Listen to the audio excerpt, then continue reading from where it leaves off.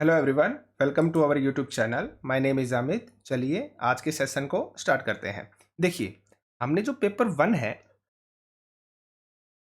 One की जो answer की है उसको हमने कंप्लीट कर लिया है। आप प्लेलिस्ट में जाकर आंसर की को देख सकते हैं। डोंट वरी, आपको एकदम एक्यूरेट आंसर ही बताए गए हैं, ठीक है। तो आप प्लेलिस्ट में जाइए, वहाँ पर आपको सभी आंसर की मिल जाएंगी। और आज के सेशन में हम डिस्कस करेंगे पेपर टू को। जिन्होंने पेपर टू के अंदर फर्स्ट लैंग्वेज हिंदी को चुना है, हम उसको डिस्कस करने वाले हैं, ठीक है। और देखिए, अभी आपने जब सीटेट दिया है तो आपको एनसीईआरटी की वैल्यू का पता चल गया होगा, ठीक है ना। और जिन्होंने मुझसे थ्योरी क्लासेस की थी एनसीईआरटी की, उन्हें अच्छे से पता है एक भी क्वेश्चन एनसीईआरटी से बाहर नहीं था। तो अगर आप चैनल पर न्यू हैं तो चैनल को सब्सक्राइब कर लीजिएगा, ठीक है ना। क्योंकि अब हम यहाँ पर एनसीईआरटी का मैथमेटिक्स, आपकी सोशल साइंस, आपकी साइंस, स्टैटिक जीके, यानी कि हम हर एक उस सब्जेक्ट को स्टार्ट करने वाले हैं जो आपके टीचिंग एग्जाम में या फिर कॉम्पिटिटिव एग्जाम के अंदर 100% हेल्पफुल रहेगा। तो अगर आप चैनल पर न्यू हैं तो चैनल को सब्सक्राइब कर लीजिएगा, बेल नोटिफिकेशन को ऑन कर लेना ताकि आपकी कोई भी क्लास स्किप ना हो, ठीक है। तो आज के सेशन को स्टार्ट करते हैं। देखिए, आपका फर्स्ट क्वेश्चन है, अध्यापक ने कक्षा 6 के शिक्षार्थियों को कैप्शन यानी कि शीर्षकों के साथ एक फिल्म दिखाई। यह फिल्म पाठ्य पुस्तक के एक अध्याय पर आधारित थी। कैप्शन के साथ दिखाई जा रही फिल्म किस बात के लिए प्रोत्साहित करेगी? तो ऑप्शंस को देखिए आप। श्रवण युक्तियां, सक्रिय रूप से देखना और विद्यार्थियों को भाषा की प्रमाणिक सामग्री का प्रयोग करने के लिए प्रोत्साहित करना। आगे देखते हैं। सक्रिय रूप से देखना और सुनना, इस तरह की फिल्में देखने के लिए विद्यार्थियों को प्रोत्साहित करना।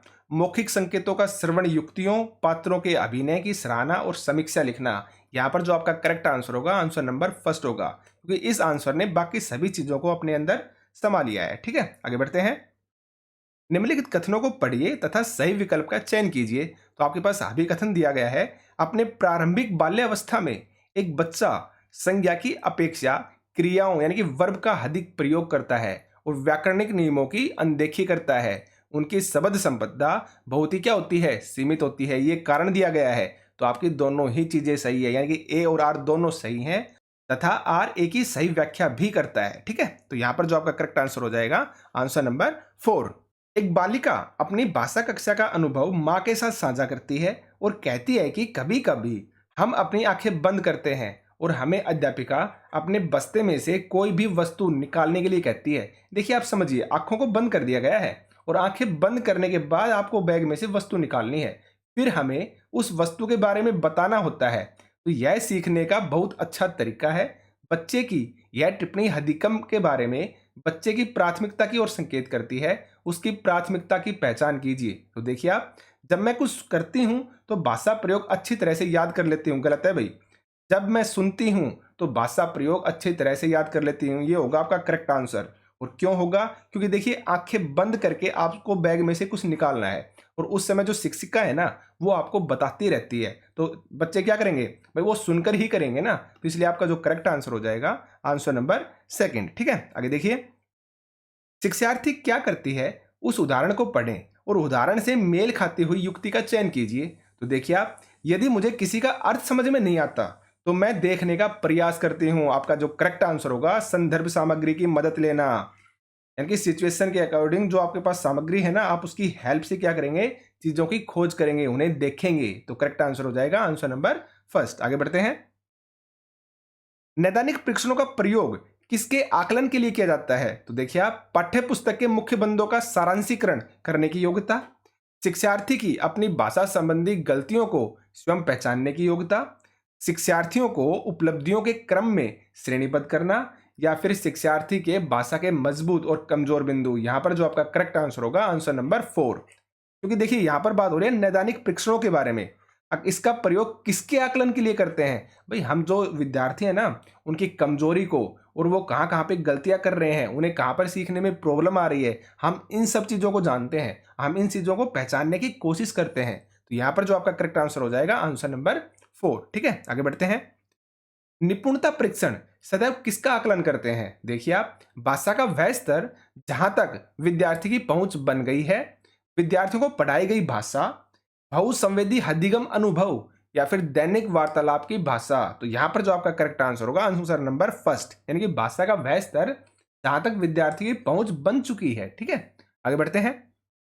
एक अध्यापक ने विद्यार्थियों को समूहों में विभाजित किया और हाथियों पर कहानी पढ़ने से पहले उनके बारे में आयोजित प्रश्नोत्तरी में भाग लेने के लिए कहा। यहाँ पर अध्यापक का क्या मंतव्य है, यानी कि यहाँ पर अध्यापक है वो क्या करना चाह रहा है। तो देखिए, किसी भी टॉपिक को पढ़ाने से पहले उस टॉपिक के बारे में डिस्कशन करना, तो यह क्या होता है, यह होता है उस टॉपिक को लेकर प्रति क्या करना, रुचि पैदा करना, इंटरेस्ट पैदा करना। ठीक है, आपको इंगेज करना उस टॉपिक के लिए। तो यहाँ पर जो आपका करेक्ट आंसर हो जाएगा आंसर नंबर फर्स्ट। ठीक है, आगे बढ़ते हैं। भाषा की कक्षा में एक विद्यार्थी अवरोध पैदा कर रहा है, इस विद्यार्थी के साथ किस तरह का व्यवहार किया जाना चाहिए। तो देखिए, आप बच्चों को समाधान खोजने के लिए कहना और चाहिए, ठीक है, ये तो हो सकता है भाई। आगे देखते हैं। उद्यमी विद्यार्थियों पर ध्यान देना, ये गलत है भाई। समाधान खोजने के लिए अभिभावकों पर निर्भर रहना चाहिए, ये भी आपका गलत है। किसी पर निर्भर नहीं रहेंगे आप। विद्यालय प्रशासन को इस विद्यार्थी के बारे में बताना चाहिए, ये भी आपका गलत है। शिक्षक को खुद ही उसका समाधान करना चाहिए, और समाधान क्या है, आंसर नंबर फर्स्ट, यानी कि बच्चों को समाधान खोजने के लिए कहना चाहिए। ठीक है, आगे बढ़ते हैं। विद्यार्थी किसी विचार बिंदु पर मानस मंथन करते हैं, यानी कि ब्रेनस्टॉर्मिंग, संयोजन करते हैं, प्रारूपण करते हैं, यानी कि उसका क्या बनाते हैं, प्रारूप बनाते हैं और संपादन करते हैं, और अंततः अपने कार्य के पुनरावृत्ति भी करते हैं। तो ये सारी की सारी चीजें जो है ना, ये आपकी कंप्लीट की जाती हैं रिटन वर्क के अंदर, यानी कि आपका जो लेखन कौशल है, रिटन स्किल है, राइटिंग जो स्किल है उसके अंदर। तो देखिए, आप इस प्रक्रिया द्वारा कौन सा कौशल प्रतिबिंबित होता है। पठन कौशल गलत है भाई, वाचन कौशल गलत है, लेखन कौशल ये होगा आपका करेक्ट आंसर। ठीक है, आगे बढ़ते हैं। निम्नलिखित कथनों को पढ़िए तथा सही विकल्प का चयन कीजिए। पठन और लेखन कौशल प्राथमिक स्तर पर समालोचनात्मक चिंतन में मदद करते हैं, ये गलत है आपका भाई। इस समालोचनात्मक जो चिंतन होता है ना, क्रिटिकल जो थिंकिंग होती है ना, वो प्राथमिक स्तर पर नहीं आती है, छोटा बच्चा होता है उस समय। तो ये तो आपका गलत है। आगे देखिए, समालोचनात्मक चिंतन पठन और लेखन का उपकौशल है, हाँ ये आपका सही है। ठीक है, तो यहां पर जो आपका करेक्ट आंसर होगा आंसर नंबर 3 होगा। ए आपका गलत है, परंतु आर आपका क्या है, सही है। ठीक है, आगे बढ़ते हैं। भाषाई कौशल सीखने का सर्वाधिक उपयुक्त तरीका है, क्या तरीका है, देखिए आप, चुनौतीपूर्ण और यांत्रिक भाषा ड्रिलों की मदद से। गलत है भाई, मैंने बताया ना, कभी भी हम ड्रिल यानी कि आप रटने को महत्व दे रहे हैं, तो गलत हो गया। एक समय पर एक ही कौशल पर ध्यान केंद्रित करके, गलत है भाई, ऐसा भी हम नहीं करेंगे। सभी कौशल आपके साथ साथ ही चलते हैं। ठीक है, आगे देखिए। समावेशित युक्तियों के माध्यम से, हाँ ये आपका हो सकता है। आगे देखिए, केवल लिखित परीक्षा और प्रदत्त कार्यों द्वारा, ये भी आपका गलत है, केवल आ गया ना इसलिए गलत है। तो यहां पर जो आपका करेक्ट आंसर होगा आंसर नंबर 3, यानी कि समावेशित युक्तियों के माध्यम से। आगे देखते हैं। विद्यार्थियों ने वर्णनात्मक कौशल का प्रयोग करना सीखा है या नहीं, इस बात का आकलन करने के लिए अध्यापक को विद्यार्थियों को क्या करने के लिए कहना चाहिए। तो देखिए, आप एक ऐसी घटना साझा करो जब उन्हें बहुत ही अचंभा हुआ हो, हाँ ये आपका हो सकता है भाई। आगे देखते हैं। देखिए, जब भी आप पेडागोजी करें ना, तो आपको लगेंगे कि सारे आंसर आपके सही है, तो इसलिए आपको सभी ऑप्शंस को 100% पढ़ना है। एक भी आंसर को देके डायरेक्ट टिक नहीं लगाना है, क्योंकि यहाँ पर हमें बेस्ट आंसर को चुनना होता है। ठीक है, आप समझ गए होंगे ना, इसलिए आपको सभी ऑप्शंस को पढ़ना बहुत ही जरूरी है। तो आगे देखते हैं। पाठ्य पुस्तक में आए क्रिया और विशेषण शब्दों पर गोला लगाना, ये भी गलत है भाई। वर्णन करने वाले शब्दों के प्रयोग में हुई गलतियों को सही करो, ये भी आपका गलत है। कहानी पढ़ो और बोध आधारित प्रश्नों के उत्तर दो, ये भी आपका गलत है। करेक्ट आंसर होगा आंसर नंबर फर्स्ट, यानी कि जब आप ऐसी घटना को साझा करेंगे ना जिनमें आपको क्या हुआ है, अचंभा हुआ है, तो आप उसको ज्यादा अच्छे से बता पाएंगे, क्योंकि वो घटना आपने देखी है खुद। समझ गए आप, तो आंसर नंबर फर्स्ट होगा यहाँ पे करेक्ट आंसर। आगे बढ़ते हैं। कक्षा 7 की अध्यापिका निर्धारित पाठ्य पुस्तकों के अलावा अन्य पुस्तकों के पठन को सुलभ कर रही है, वह किस तरह के पठन को समुन्नत करती है। तो इसको बोला जाता है आपका विस्तृत यानी एक्सटेंसिव पठन। जब आगे बढ़कर सोचते हैं ना आप, तो वो कहलाता है आपका विस्तृत यानी एक्सटेंसिव पठन। ठीक है, आगे बढ़ते हैं। प्रधान अध्यापिका ने भाषा अध्यापक को नए सत्र के लिए पाठ्य पुस्तकों तथा अन्य संसाधनों का चयन करने के लिए कहा। इनका चयन करते समय निम्नलिखित में से कौन सा एक प्रासंगिक नहीं है। देखिए, नहीं है पूछा गया आपसे, तो देखिए आप, पुस्तकों और संसाधनों की अनुकूलता, यानी कि बच्चों के अनुसार होने चाहिए, ये तो आपका सही है भाई। बच्चों की हद्दिगम आवश्यकताएं और उन्हें आने वाली भाषाएं, ये भी आपका सही है। विद्यार्थियों का स्तर, हाँ ये तो आप चेक करेंगे ही करेंगे। तो नेक्स्ट है आपका सामग्री की अवधारणात्मक जटिलता और गहनता, ये होगा आपका गलत आंसर। ठीक है, तो राइट आंसर आपसे नहीं पूछा था, तो नहीं होगा आपका आंसर नंबर 4। ठीक है, आगे बढ़ते हैं।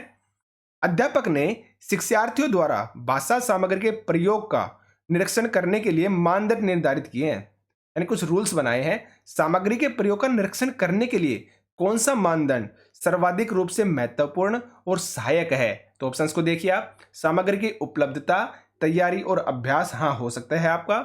उपयोग, दोहराव और अभिव्यक्ति, ये भी आपका हो सकता है। अवलोकन, पृष्ठ पोषण 70 और लिखित रिपोर्ट, ये आपका नहीं होगा। चेकलिस्ट, पूर्व अनुमान और अधिगम प्रतिफल, ये भी आपका नहीं होगा। देखिए इस क्वेश्चन के अंदर है कंफ्यूजन, तो आप इस क्वेश्चन को कंफ्यूजन के अंदर ही काउंट कर लेना। लेकिन यहां पर अगर मैं जाता हूं तो यहां पे जाऊंगा मैं आंसर नंबर फर्स्ट के साथ, यानी कि सामग्री की उपलब्धता, आपको आसानी से वो सामग्री उपलब्ध हो जानी चाहिए, समझ रहे हो आप, यानी कि हर किसी की पहुंच तक हो। तैयारी और साथ में आपका अभ्यास, तो ये होगा आपका करेक्ट आंसर मेरे अनुसार। बाकी आप इसको डाउट के अंदर रख लेना। ठीक है, आगे बढ़ते हैं। देखिए अब यहाँ पे आपके जो क्वेश्चन है वो आपकी कविता के ऊपर बेस्ड है, तो पहले आप कविता को पढ़िए, उसके बाद आप आंसर दीजिए। तो मैंने कविता को अच्छे से पढ़ लिया है, लेकिन चलो फिर भी एक बार पढ़ देते हैं। जिन्हें सपने अपने माने हैं, बन जाते वे तो दीवाने हैं। कई लक्ष्य जो साधा है तूने, उसे पाने की कोशिश तू कर। चल आगे बढ़, तूफानों से ना डर। चल कश्ती उठा, सागर में उतर। हर रात अंधेरी फिक्र है क्या, एक दिन आएगी अपनी शहर। देखिए कितना मस्त बात लिखी है ना, कितनी अच्छी बात लिखी है ये। एक दिन आएगी अपनी शहर, चल कश्ती उठा, सागर में उतर। ठीक है, तो ये आपकी कविता है, यानी कि आपको मोटिवेशनल कविता है ये। ठीक है, तो अब इसके ऊपर बेस्ड जो क्वेश्चन है हम उनको देखते हैं। देखिए आप, कविता के अनुसार अपने सपनों को पूर्ण करने के लिए क्या आवश्यक है? निष्ठा एवं इच्छा शक्ति का होना। करेक्ट आंसर होगा आंसर नंबर फर्स्ट। ठीक है, आगे देखिए। जीवन में सुख दुख, आशा निराशा की स्थिति मानव को हरा देती है। गलत है भाई। सदैव नहीं रहती। गलत है भाई। मानव को सशक्त बनाती है। यही होगा आपका करेक्ट आंसर। ठीक है, आगे देखिए। शहर का अर्थ है, शहर का अर्थ होता है आपका सुबह, तो आपका ए ही करेक्ट आंसर हो जाएगा। आगे देखिए। कविता की कौन सी पंक्ति मनुष्य के मनोबल को बढ़ाती है? तो देखिए आप, गैर लक्ष्य को साधा है तूने। गलत है भाई। जिन्हें सपने अपने माने हैं, ये भी आपका गलत है। एक दिन आएगी अपनी शहर, मैंने बताया था ना, देखिए कितनी अच्छी बात लिखी थी, मैंने अलग से इसको नोटिस भी किया था। ठीक है, तो करेक्ट आंसर हो जाएगा आपका आंसर नंबर 3। आगे चलते हैं। कविता के मुख्य स्वर के रूप में कौन सा वाक्यांश उचित है? देखिए मुख्य स्वर के रूप में पूछा जा रहा है, तो जो सादा है तूने, गलत है भाई। सागर में उतर, ये भी गलत है। और आगे है आपका एक दिन आएगी, ये होगा आपका करेक्ट आंसर, यानी कि आंसर नंबर 3। ठीक है, आगे बढ़ते हैं। फिक्र का समानार्थी शब्द क्या है? देखिए समान, यानी कि समान के बारे में बताना है, तो चिता, गलत है भाई। चुनौती, ये भी गलत है। और डरना भी गलत है। करेक्ट आंसर होगा आपका चिंता। ठीक है, तो यहां पर आपका आंसर हो जाएगा आंसर नंबर 3। आगे बढ़ते हैं। उसके बाद आपका जो गद्यांश दे रखा है उसके ऊपर क्वेश्चन है। इस गद्यांश को मैं पढ़ चुका हूं बहुत ही अच्छे से, तो मैं डायरेक्ट आपको आंसर्स बता रहा हूं। ठीक है, आप अपने आंसर को मिला लेना। इस दौर के लोग सबसे बुद्धिमान है, तो वाक्य के रेखांकित अंश में किस दौर के लोगों की चर्चा की गई है? तो देखिए यहां पर जो आपका करेक्ट आंसर होगा आंसर नंबर 3, लेकिन 9-10 वर्ष, 1000 वर्ष जो पूर्व के लोग हैं उनके बारे में बात की जा रही है। आगे देखिए। भक्ति योग का क्या महत्व है? तो यहां पर जो आपका करेक्ट आंसर होगा आंसर नंबर फर्स्ट होगा, यानी कि वास्तविक प्रगति की प्राप्ति के अंदर जो आपका भक्ति योग है वो महत्वपूर्ण भूमिका निभाता है। ठीक है, आगे बढ़ते हैं। 114 नंबर आपका आंसर है, खालिस्तान एवं खालिस्तान योग भक्ति मार्ग को सशक्त करेंगे। तो यहां पर जो आपका करेक्ट आंसर आएगा कर्म योग, यहां पर आपका करेक्ट आंसर हो जाएगा आंसर नंबर 4। आगे बढ़ते हैं। गद्यांश के आधार पर कहा जा सकता है कि मानव जीवन में खालिस्तान का महत्व सर्वाधिक है। किसका महत्व? आपकी आध्यात्मिकता का महत्व, यानी कि आंसर नंबर सी। आगे देखते हैं। मानव जीवन के लिए एकमात्र मार्ग क्या है? भक्ति का मार्ग है, यानी कि आपका आंसर नंबर 1। आगे बढ़ते हैं। मनुष्य के पूर्वजों ने किस चीज की आवश्यकता को नहीं समझा था? किस चीज की आवश्यकता को? ज्ञान मार्ग की, गलत है भाई। भक्ति मार्ग की, यानी कि आंसर नंबर 2 आपका क्या होगा? Correct answer. आगे देखते हैं। विशेषण विशेष्य का उदाहरण क्या है? सबसे बुद्धिमान है, या फिर उज्जवल पक्ष, मानव इतिहास और अधिक तेजी। तो यहां पर जो आपका ये है ये आपके ग्रामर से पूछा गया है, तो यहां पर जो आपका करेक्ट आंसर होगा आंसर नंबर 2, यानी कि उज्जवल पक्ष। ठीक है, आगे देखिए। सापेक्ष का विलोम शब्द क्या है? आपका निरपेक्ष है। समूह से भिन्न शब्द देखिए आप, तो समूह से जो भिन्न शब्द होगा वो होगा आपका साल। ठीक है, ये आपके हिंदी की आंसर की थी जिन्होंने फर्स्ट लैंग्वेज को हिंदी चुना था। ठीक है, तो आप आंसर्स को मिलाइए। और मैं आपको फिर से कहना चाहूंगा, अगर आप चैनल पर न्यू हैं तो चैनल को सब्सक्राइब कर लेना, ताकि आपकी कोई भी क्लास मिस ना हो। इस चैनल पर आपको बेस्ट से बेस्ट मटेरियल दिया जाएगा। ठीक है, तो आज के लिए सिर्फ इतना ही। Thank you.